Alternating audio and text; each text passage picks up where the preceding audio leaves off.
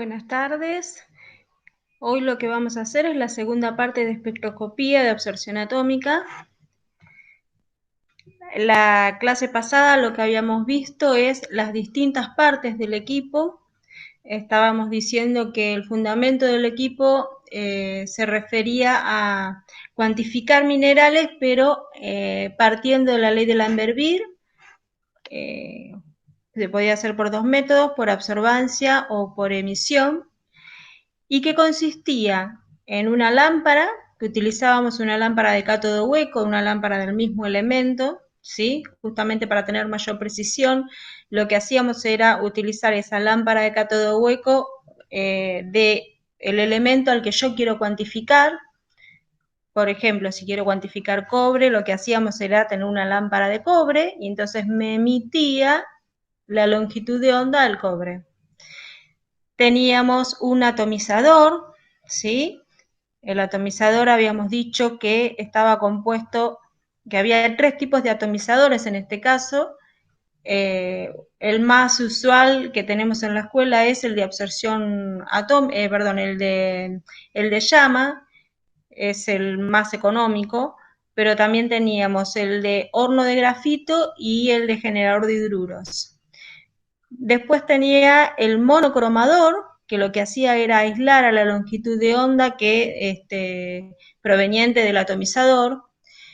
El detector, el que me da la lectura del equipo, y el amplificador, la pantalla donde yo voy a tener visible esa señal, ¿sí? Entonces, habíamos dicho que en este caso el haz de luz que yo voy a ir a pasar a través del mechero iba a ser monocromática, ¿sí? Entonces, de este lado no tenía sentido tener un monocromador, pero sí lo tenía tenerlo de este lado, porque justamente de este lado yo voy a tener la llama a donde va a estar abierto el compartimiento. No es lo mismo que un espectrofotómetro, entonces yo voy a tener que aislar a la luz proveniente de afuera y además a la luz que me emiten el resto de los elementos, ¿sí? Por eso que encontrábamos el monocromador de este lado en el caso de absorción atómica y no de este lado como lo encontrábamos en un espectro UV visible. ¿Por qué? Porque justamente la lámpara que estoy usando es monocromática, no es policromática. Bien. Entonces, habíamos dicho cómo están ubicados. Bueno, las lámparas, ahora vamos a verlo en un videito, las lámparas están ubicadas en este lugar. Entonces el haz de luz va a venir desde este sector, va a atravesar la llama, esta llama es el atomizador, entonces yo tenía lámpara monocromática, llama, ¿sí? Atomizador, monocromador, por este orificio va a pasar la cantidad de luz que se transmite. Recuerden, como la ley de Lambert-Beer, tengo intensidad de luz inicial, intensidad de luz final. Entonces, acá van a ver apoyados átomos en esta llama que van a estar en estado fundamental, ¿sí?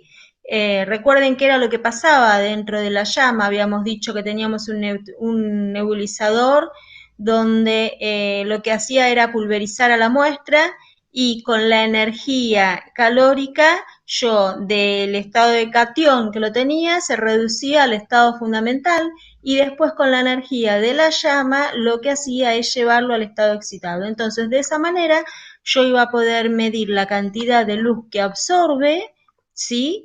Y hacia este sector iba a llegar la luz que se transmite, o sea, la transmitancia vendría a ser, ¿sí?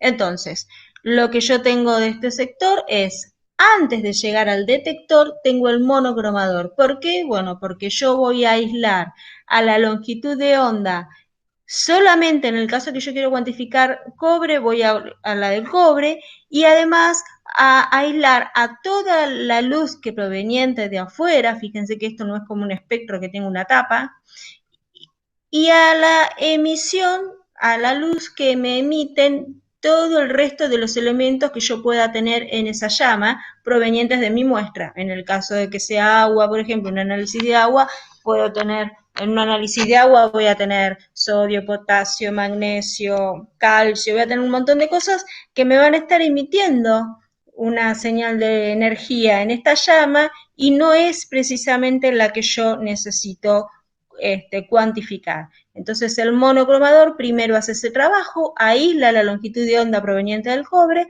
y recién ahí la puede encontrar el detector. Y es ahí a donde yo voy a tener en mi lectura, en display de lectura, en esta pantalla. ¿Bien? Bien. Entonces, ¿qué pasaba? ¿Sí? En la clase pasada habíamos visto lo que pasaba adentro de una lámpara, entonces habíamos visto la lámpara, habíamos visto el monocromador. ¿Qué pasaba ahora en el atomizador? Recuerden que teníamos en una solución, siempre tengo que preparar una solución que sea una solución acuosa. Recuerden que esto es una llama, así que el solvente va a tener que ser agua. Voy a tener un metal y un no metal. Si yo quiero medir, por ejemplo, sodio, lo puedo tener al sodio en esta forma de nitrito, un cloruro de sodio. Siempre va a venir acompañado un anión, no va a estar solo. No lo voy a tener una solución, un estado fundamental. Entonces, voy a tenerlo en estado catión, voy a tener una solución de ese agua que se va a pulverizar, como el nebulizador de sus casas, ¿sí? Van a romper esas partículas chiquititas, va a pasar por un flow spoiler, que ahora se los voy a mostrar en un video. El flow spoiler cumple justamente, perdón, la perla de impacto. La perla de impacto cumple la función de partir a esas partículas mucho más pequeñas, ¿sí? Para que puedan ingresar, aunque les parezca mentira, llegar de un líquido a un estado sólido, a una llama. Una llama no me puede llegar agua porque se me va a apagar la llama, ¿sí? Entonces, voy a tener esa perla de impacto, las va a romper en partículas cada vez más chiquititas y va a pasar por, sería como un filtro. Se llama flow spoiler, que cumple la función de homogeneizar a la muestra. ¿Por qué?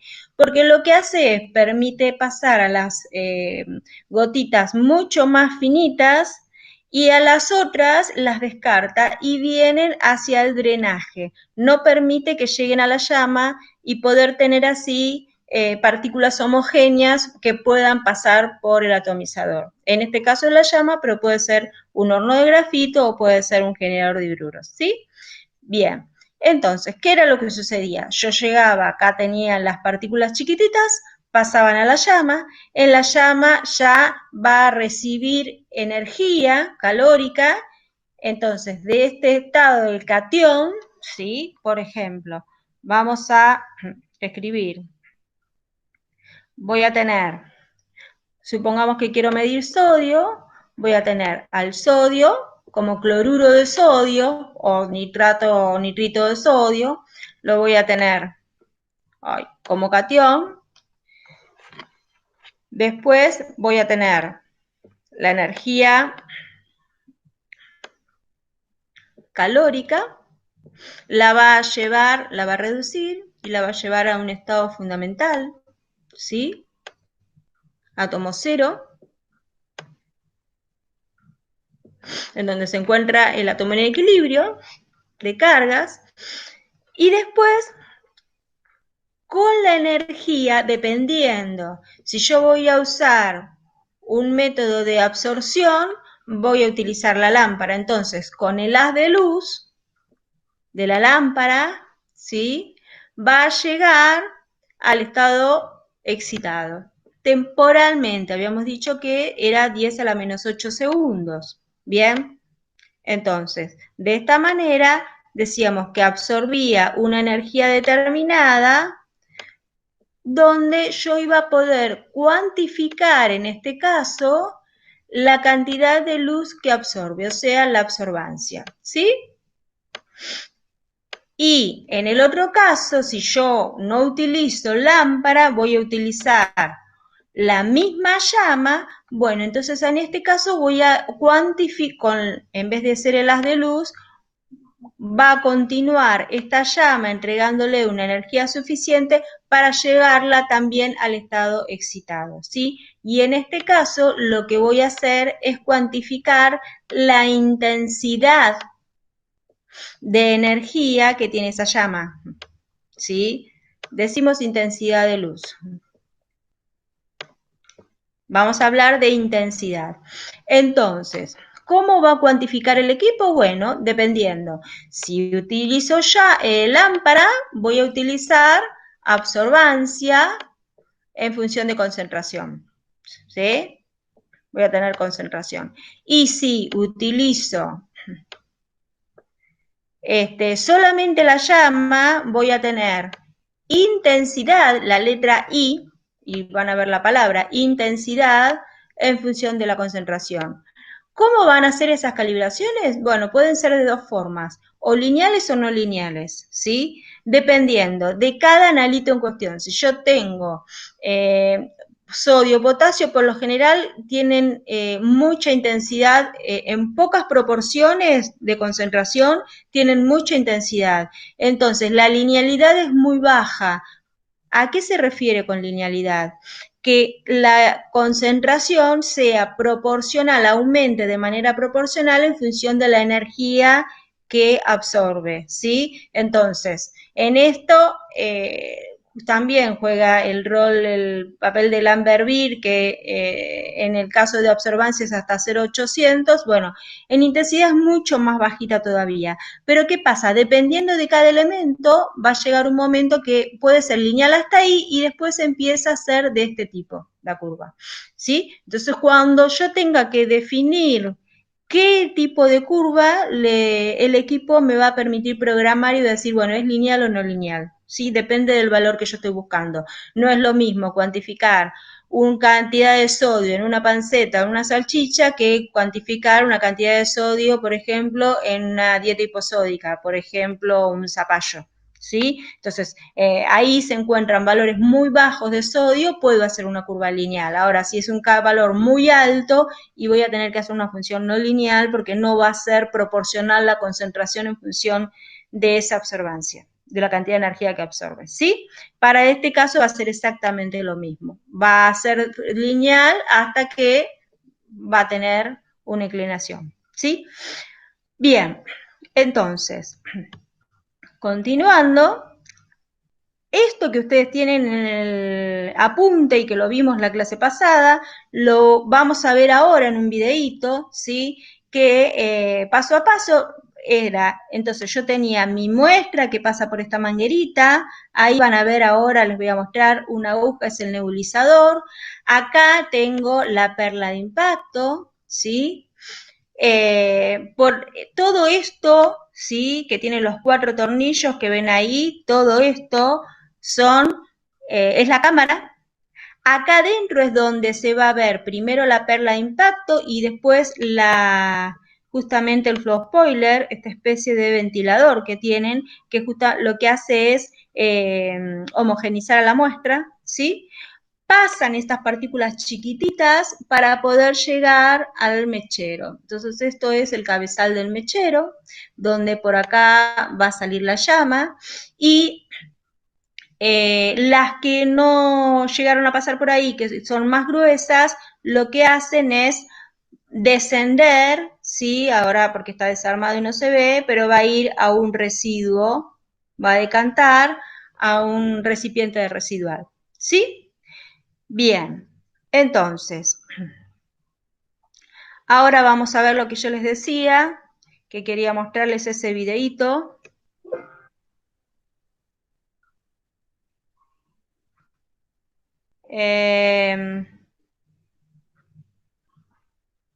Ahora se los muestro.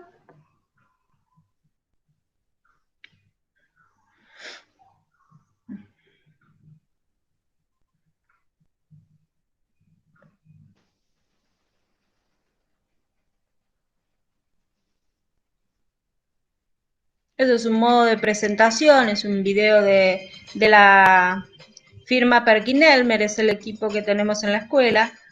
Es un modelo A200 Están los 700 también. El 200 tiene para una sola lámpara y el 700 tiene hasta 4 lámparas. Ahora, que tenga 4 lámparas no significa que yo pueda cuantificar los 4 elementos a la vez. Sí voy a tener que ir de a uno. ¿Sí?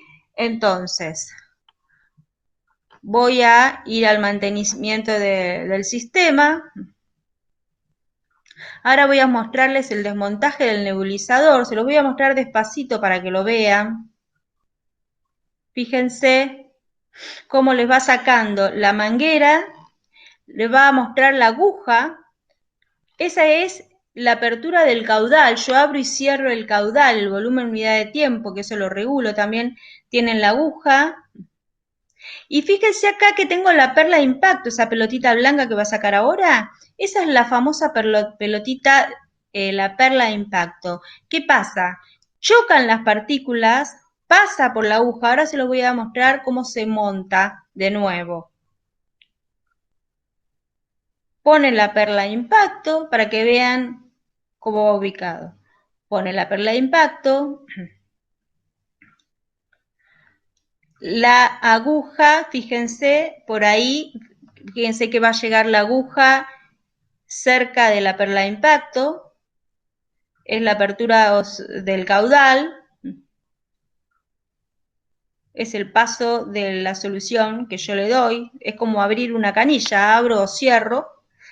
¿Qué pasa? Si yo la dejo muy abierto ese caudal, esa perilla roja que tienen, si la dejo muy abierta, voy a hacer que la solución pase muy rápido y no le doy tiempo a que absorba la energía que yo le estoy entregando, ya sea de la llama o de la luz, de la lámpara, ¿sí? Si la cierro va a tardar demasiado y no voy a poder obtener justamente, tampoco voy a obtener la máxima observancia. Y yo para tener mayor precisión tengo que lograr captar a la mayor cantidad de átomos en el menor tiempo posible, ¿sí? Ese es el secreto, digamos. Entonces, eso por un lado. Ahora les quiero mostrar el desmontaje del quemador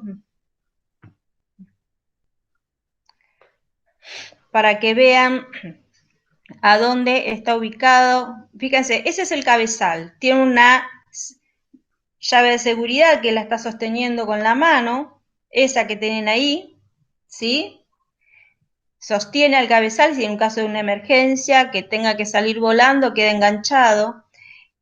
Este es la llave del nebulizador, es el soporte, ¿sí? Ahí tiene que quedar bien trabado.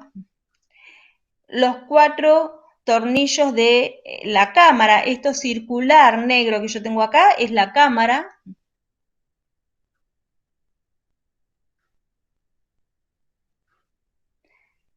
Tienen que quedar abiertos y cerrados los 4 al mismo tiempo. Si yo los cierro de manera despareja, me va a quedar una ranura, ¿sí? Acá, y va a quedar mal cerrada la cámara, entonces voy a perder muestra por ahí. Y fíjense que acá adentro tengo el flow spoiler, ¿sí?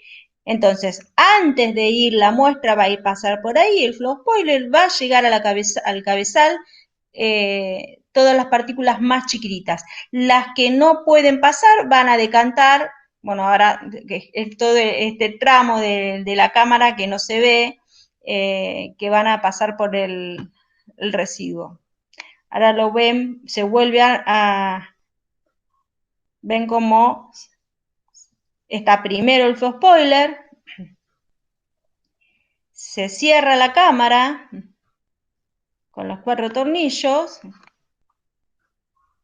Fíjense que los hace de manera diagonal porque es importante este cierre porque si no pierdo muestra, tienen que estar parejos.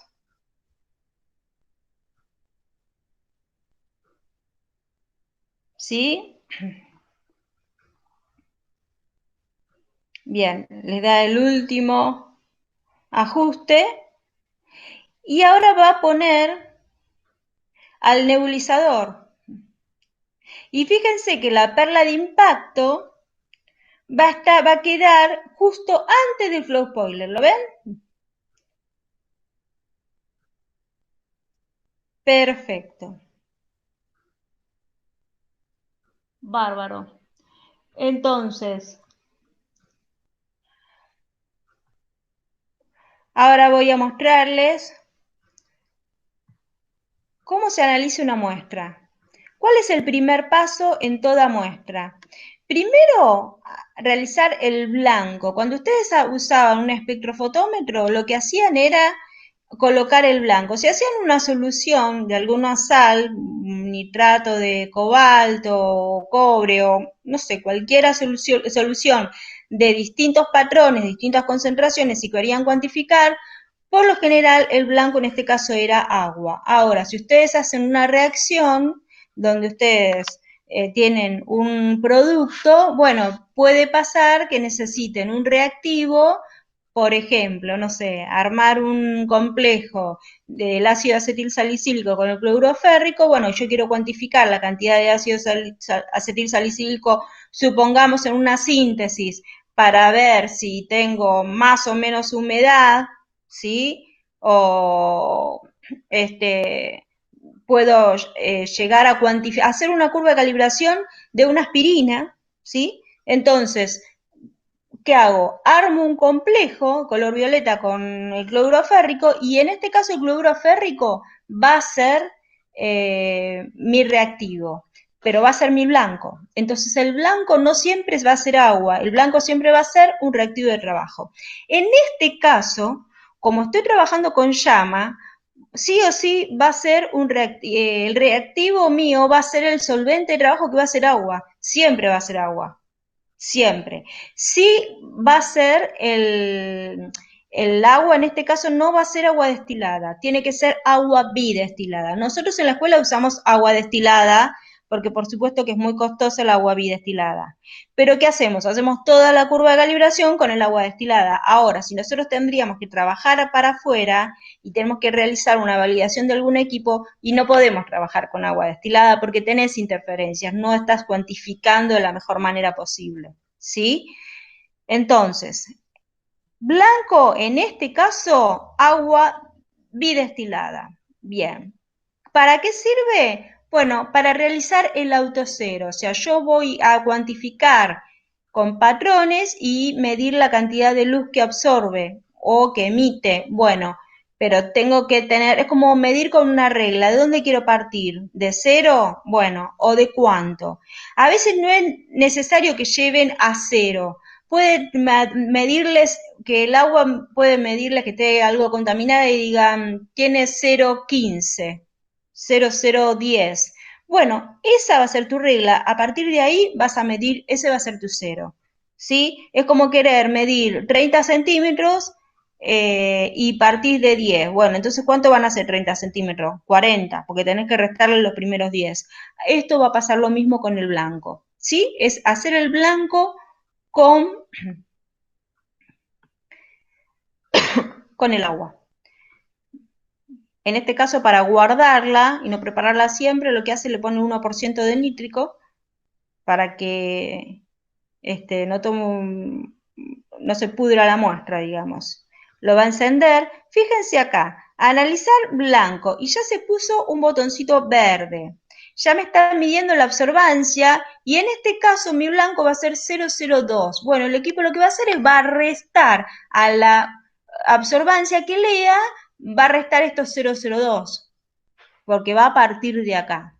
¿Sí? Bien. ¿Qué hace el equipo? Perdón. Vamos a medir, vamos a mirar bien qué es lo que hace el equipo. Fíjense, tiene 3 lecturas. Si están con el celular, pueden ampliar la pantalla para poder ver lo que se lee, ¿sí? Tiene 3 réplicas, se llama. Esto lo puedo programar, puedo decir, bueno, ¿cuántas lecturas quiero hacer? 1, 2, 3, una sola, ¿sí? Por lo general, por default viene decir, bueno, hacer 3 lecturas y te hago el promedio de las 3. Entonces, 0, 2, 1, 2, promedio, me sale 2. Bien. SD es desviación estándar, resolución de desviación porcentaje, o sea, es el error que hay entre lectura y lectura. ¿Sí? Bien, después, ¿qué es lo que voy a hacer? Bueno, fíjense lo que sigue acá, análisis de estándar. Fíjense al margen izquierdo que debajo de análisis de blanco dice análisis de estándar y tiene una ventana cargada donde dice estándar 1 es igual a 1 ppm, 1 miligramos por litro, ¿sí? Este valor se lo cargué previamente. Yo le dije, mira, quiero hacer un patrón con este valor, ¿sí? Eso también es parte del trabajo justamente que van a tener que hacer ustedes el día de mañana, es cargar los datos al equipo para decirle cómo quieres trabajar. ¿Bien? Entonces ahora va a leer el estándar. Le vas a pasar primero la muestra. El nebulizador es un nebulizador donde aspira permanentemente. Si vos lo sacas de ahí, te aspira aire. ¿Sí? Entonces, lo ideal cuando trabajamos con autosampler, se trabaja con solución acuosa entre muestra y muestra, ¿sí? Fíjense que acá lo que hizo, bueno, trabaja, esperen que lo corro un poquito para atrás para que lo vean. Ahí se está encendiendo el botón verde donde dice análisis estándar, ¿sí? Entonces, fíjense que está haciendo la primera lectura 0,180, 0,179, la barra de progreso en verde que tienen arriba me indica que es el estándar 1 y ahora va a ser la tercera lectura 0,180. Promedio me va a aparecer ahora 0,180. Coeficiente de correlación, ¿sí? Que es un valor que me indica a mí eh, que cuán mejor hice mi curva, que me marque el error que yo tuve entre un patrón y otro, por ejemplo. ¿Sí? Que ese es el error que lo voy a tener yo cuando lo vaya a preparar en un trabajo de mesada, depende de cómo pipeteo, cómo enraso en matraz, ¿sí? Entonces, cuanto más se acerque a uno, mejor va a estar hecha mi curva de calibración. ¿Bien? Entonces, el valor que intercepta, o sea, el 0,0 sería, en este caso, no va, la ordenada al origen lo va a hacer pasar por 0, ¿sí? No, porque tiene un solo punto. Ahora está haciendo un ejemplo porque justamente es un tutorial para mostrarme cómo se trabaja. ¿Bien? Va a ser pasar un solo patrón y va a tomarlo como que va a pasar el por 0, 0. O sea que la ecuación sería y es igual a por x. B no existe porque es 0. ¿Sí? Entonces, ahora va a decir, bueno, voy a pasar la muestra. Fíjense, unknown, muestra desconocida, las guardan con porcentaje de nítrico para que dure un poco más. Va a cambiarla.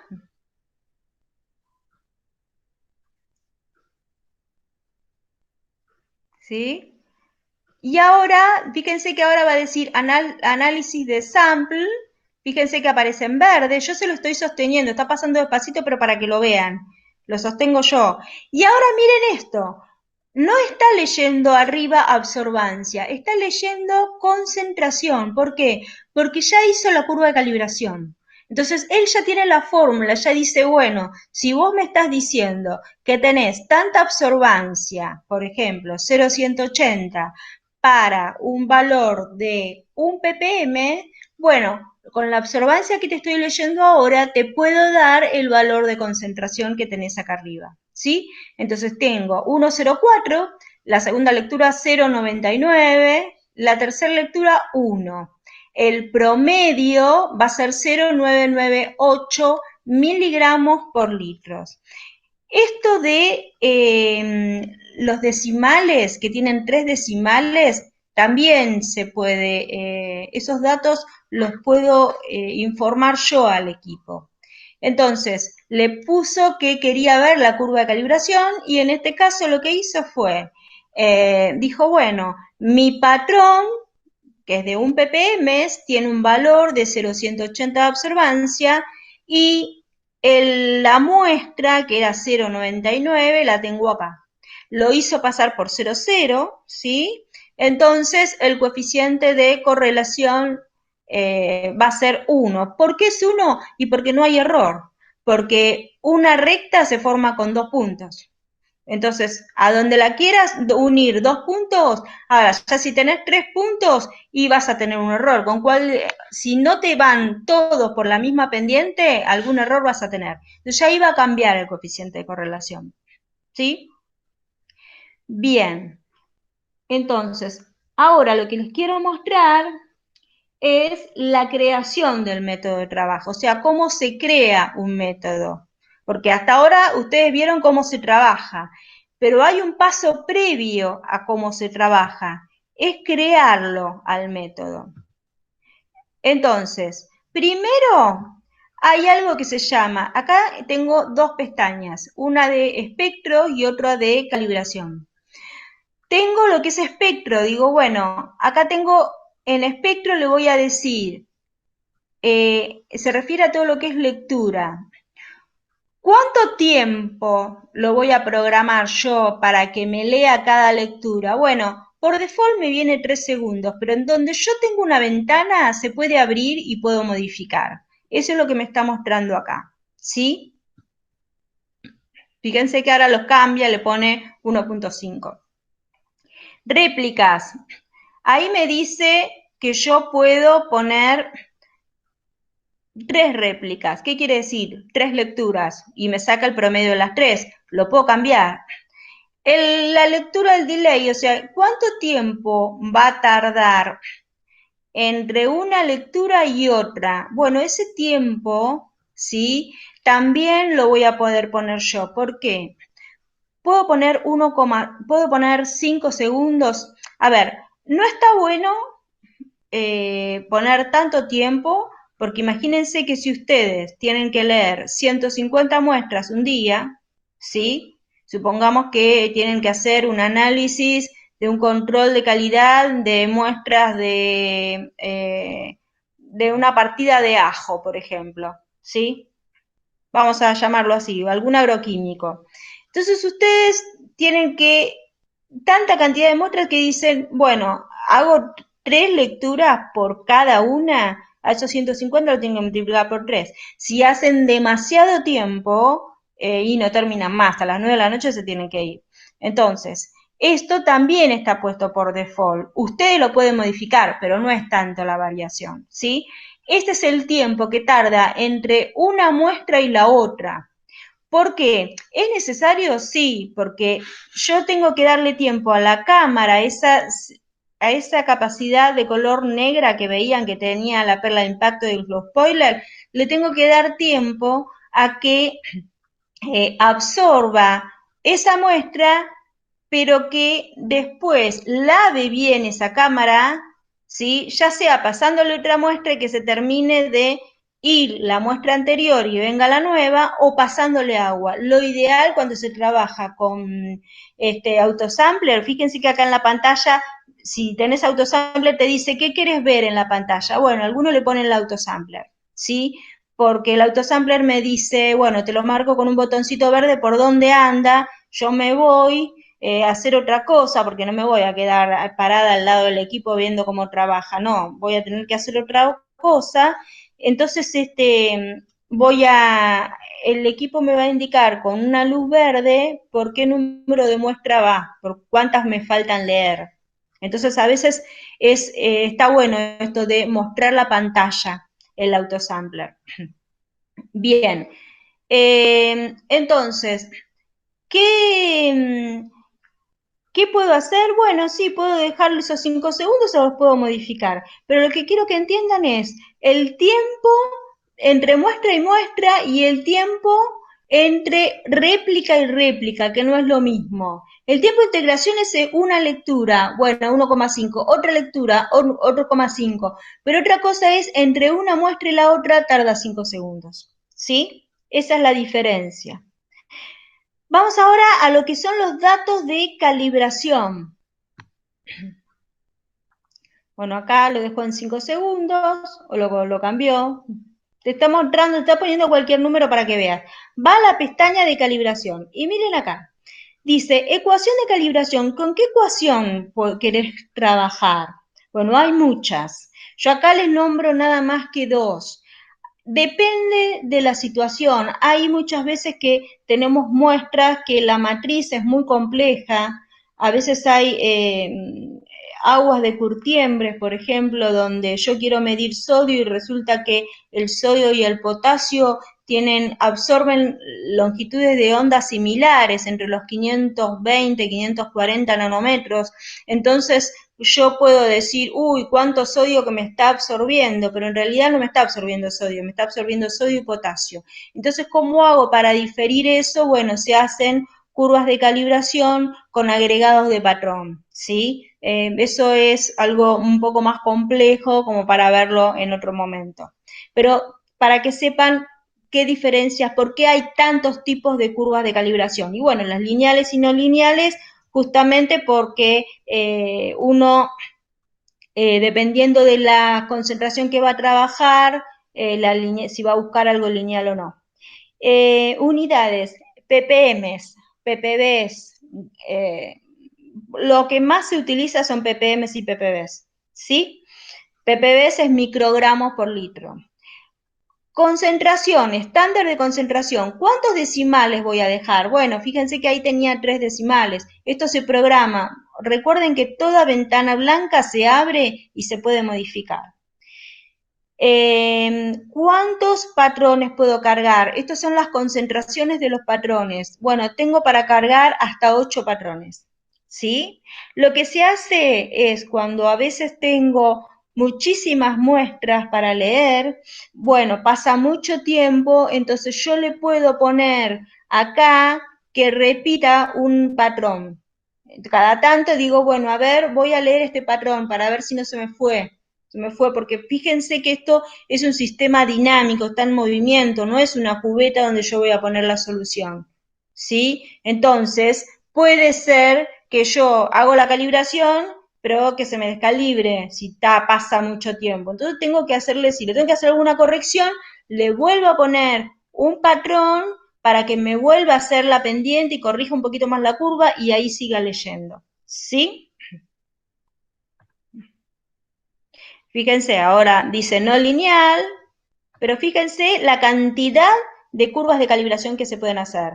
Método de adición con con intercepción de muestra, método de adición calibrado, en fin, miles, método con agregados de patrón, están en inglés, pero hay miles. Bueno, ahí lo que hace es justamente lo que yo les estaba explicando recién. Les muestra cómo cargar las concentraciones de los patrones. ¿Sí? Bien, esa es la manera de crear un método de trabajo. Una vez que lo crea, ¿sí? Se puede llegar a cuantificar como lo estaban haciendo. Bien, ahora, ¿cómo hago una mejora? ¿Sí? ¿Cómo hago una mejora en la calibración? A ver, ¿cómo puedo? Quiero mostrarles en este video cómo miramos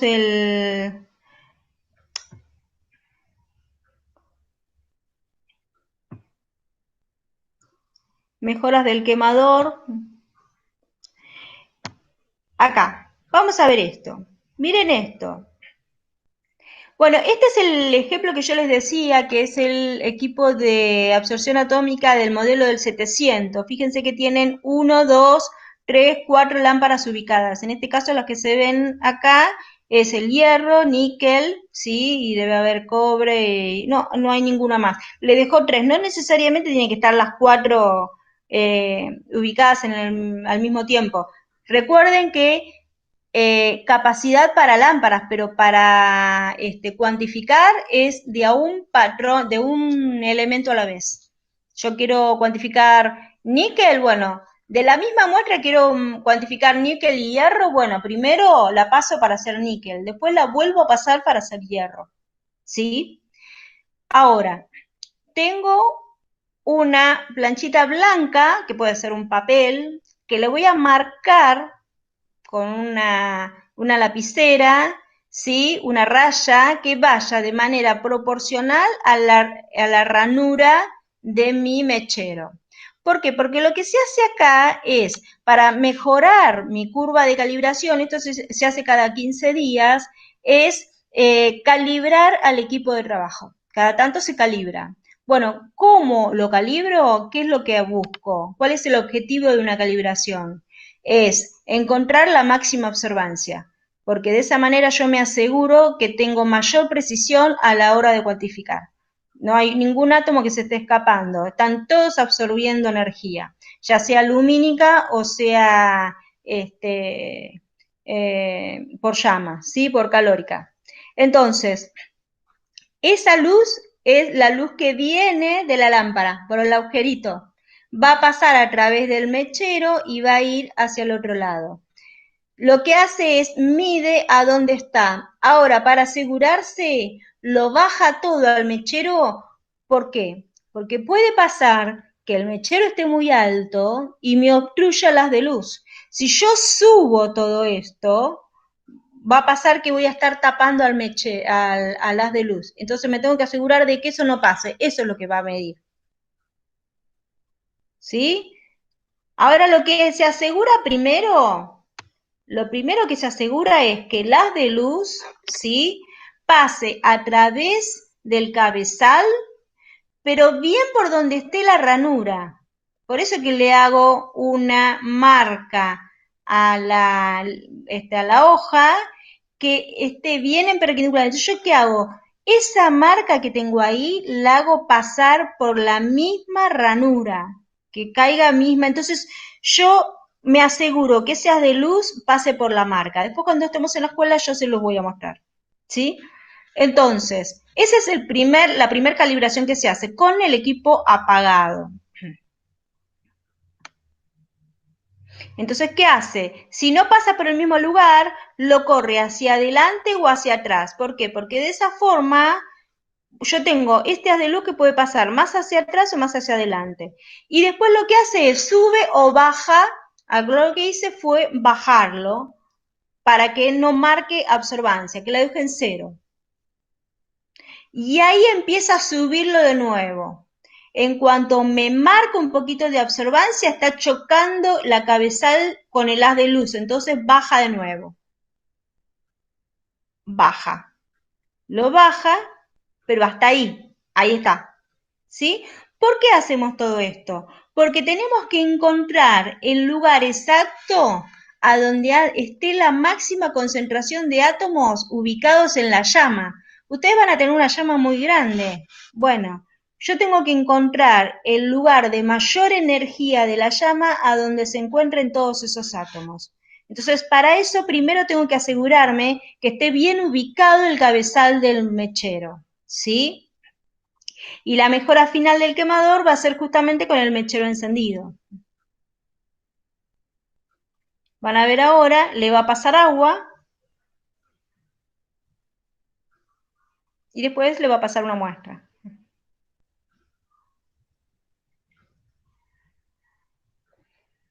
Fíjense que ahora van a ver cómo se enciende la llama. Recuerden que la llama azul es una llama oxidante. Dice, bueno, el elemento, ven que tiene, ven acá, esto está bueno también. Fíjense, se los perdonen, se los paré porque quería que vean este detalle. Acá está mostrando acá. Fíjense que están ubicadas cromo, cobre, níquel y hierro. Tiene 4 lámparas. Bueno, yo tengo que seleccionar una. Con las 4 al mismo tiempo no puedo trabajar. Selecciono una vez que selecciona, en este caso creo que va a ser la del cobre, con esa es la que va a pasar. ¿Sí? Bien. Selecciona el cobre y pone OK. Entonces se enciende esa lámpara. ¿Sí? Va a las condiciones recomendadas del equipo y mira con qué longitud de onda se trabaja. Y ahí lo que hace es, fíjense la absorbancia, está 151, busca la máxima. 151, 152, 150, se fue, vuelve a 152. Encuentra la máxima.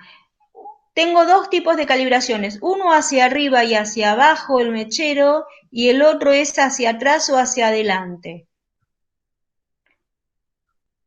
Ahí también, y deja la máxima observancia. ¿Sí? Bien. Esa es la mejora, es la calibración del mechero. Vamos ahora a la calibración del nebulizador. Recuerden que el nebulizador lo que tengo que buscar es, esa es la apertura del caudal.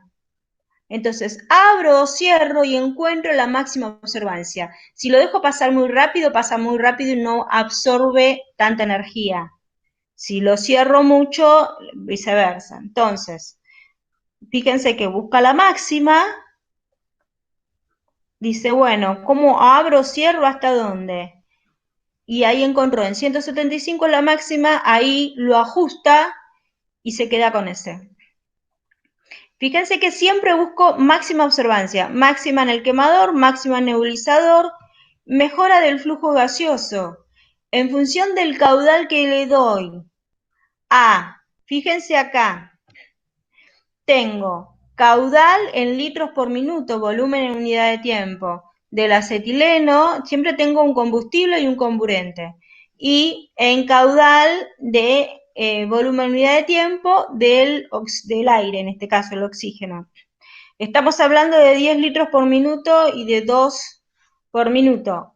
Fíjense la observancia que tengo acá arriba. Él va a mover esta caudal y va a tratar de buscar la máxima observancia. Lo mueve, sube el caudal, bajó, entonces dice, no, me voy para atrás, me quedó en 182, esa es la máxima. ¿Sí? ¿Bien? Bueno, entonces de esa manera estaría, fuimos buscando, ¿sí? Cómo lograr la mayor observancia con el mejor caudal nebulizador, en el flujo de gases. ¿Por qué? Porque en función del flujo de gases, ¿qué es lo que estoy haciendo? Buscando que sea más oxidante esa llama. Cuanto más oxidante, ¿qué pasa? Tiene mayor temperatura, mayor energía. ¿Qué hago? Lo llevo al estado fundamental, ¿sí? Entonces ahí el secreto acá es encontrar la máxima cantidad de átomos que estén en el estado fundamental, porque si me queda uno en estado catión, y a ese no va a absorber la energía después de la llama o de la lámpara, ¿sí? Entonces no voy a poder cuantificar absorbancia. Acá es importantísimo la mejora de gases. ¿Puedo trabajar con la misma mezcla de gases para todos los elementos? No. Recuerden que en función del elemento que yo quiero cuantificar, la mezcla de gases con la que tengo que cuantificar. ¿Por qué? Recuerden que cada elemento tiene un átomo que se llama el electrón diferencial. ¿Por qué? Porque es el que lo diferencia a los demás. Ese último electrón se va a mover en un orbital determinado. En función del orbital en que se encuentren, el tipo de onda en que se mueve, ¿sí? Vamos a llamarlo así. Es mucho más compleja la mecánica cuántica. Pero en función de ese movimiento del electrón, es el fotón que va a absorber. Entonces, si yo tengo una una energía que no es suficiente, por ejemplo, habíamos dicho que en la escuela tenemos acetileno y aire. Bueno, esa mezcla de gases, la energía es suficiente para todos los elementos que terminen en el grupo 1A y 2A. ¿Por qué? Porque todos, independientemente del periodo, todos terminan en el orbital S. Entonces, los que se mueven en ese orbital, con esa energía les es suficiente. ¿Para qué? Para hacer, por ejemplo, un método de emisión que no necesite lámpara. Sodio y potasio lo puedo hacer con emisión. Ahora, si yo lo hago quiero hacer cobre por emisión, con acetileno aire no puedo, necesito una mezcla de acetileno y nitroso que me levante más temperatura, más energía, porque termina en el orbital, ¿sí? Entonces, ¿puedo trabajar con el mismo flujo de gases para todos los elementos? Si quiero hacer por emisión, no, no puedo. ¿Sí? Ahora, si no, bueno, sí, con cualquiera de las mezclas de gases que yo voy a tener, toda esa mezcla me la va a llevar al estado fundamental. Que se trabaje en absorción atómica me la va a llevar al estado fundamental. Después, si tengo lámpara, no hay problema. Pero si no tengo lámpara y quiero trabajar por emisión, voy a tener que cambiar la mezcla de gases. Eso sí, no puedo trabajar con todos la misma. ¿Sí? Bueno, entonces, la próxima clase les voy a explicar cómo se hacen las digestiones orgánicas en base húmeda y en base seca. ¿Por qué? Porque nosotros, yo quiero que ustedes entiendan cómo hago yo para de una muestra líquida, de un sólido, llegar a un líquido y que sea una solución acuosa. Porque puede pasar que tengo una leche pero la leche así como está no la voy a poder pasar, porque tiene otros componentes que me van a interferir mucho en la llama, ¿sí?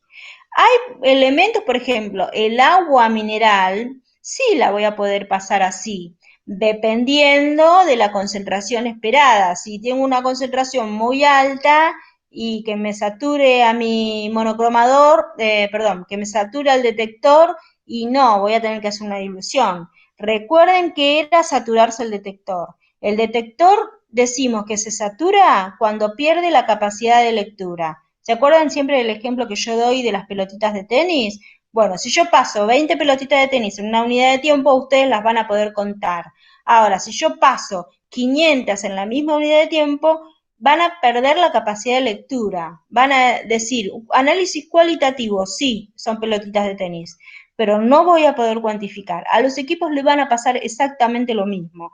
Por eso que se trabajan en ppms y ppbs, porque son unidades muy bajitas en relación a lo que es soluto con volumen, ¿sí? De solución.